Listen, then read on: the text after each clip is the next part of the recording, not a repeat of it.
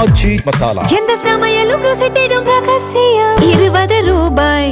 சட்டவிரோதமாக வாக்கு எண்ணும் மையத்தில் நுழைய திமுகவினர் திட்டமிட்டுள்ளதாக அதிமுக வழக்கறிஞர் இன்பதுரை குற்றம் சாட்டியுள்ளார். தமிழக தலைமை தேர்தல் அதிகாரியிடம் புகார் மனு அளித்த பின் அவர் அளித்த பேட்டியை பார்க்கலாம்.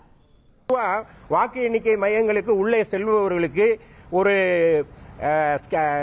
கியூஆர் கோடு உள்ள ஒரு ஸ்கேனிங் பண்ற ஃபெசிலிட்டிலாம் அந்த கொண்டு வந்திருக்காங்க. எதுக்காகனா இந்திய தேர்தல் ஆணையம் அது நேர்மையா இருக்கணுங்கிறதுக்காக தான் அதை கொண்டு வந்திருக்காங்க.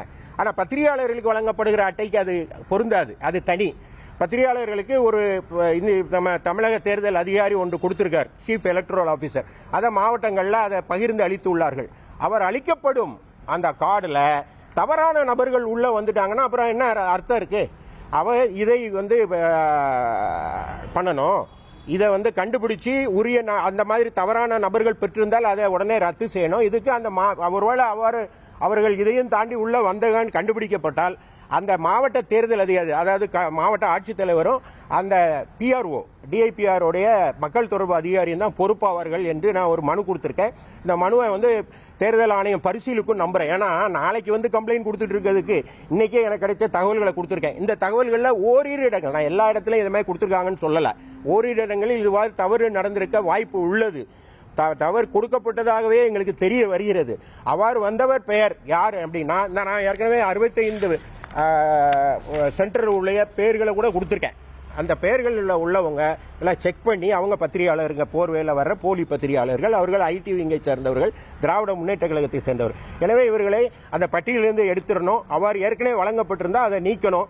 அவ்வாறு தவறாக வழங்கிய துணை போன அதிகாரி மீது நடவடிக்கை எடுக்கணும்னு கேட்டிருக்கேன்.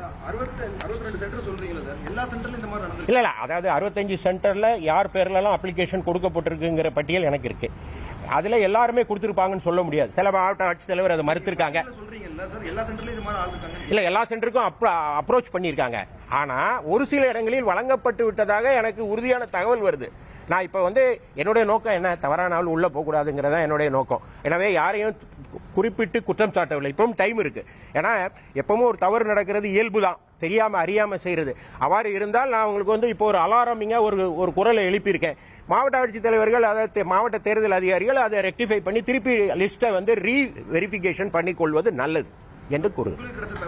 ஆச்சி மசாலா எந்த சமையலும் ருசி தேடும் ரகசியம் 20 ரூபாய்.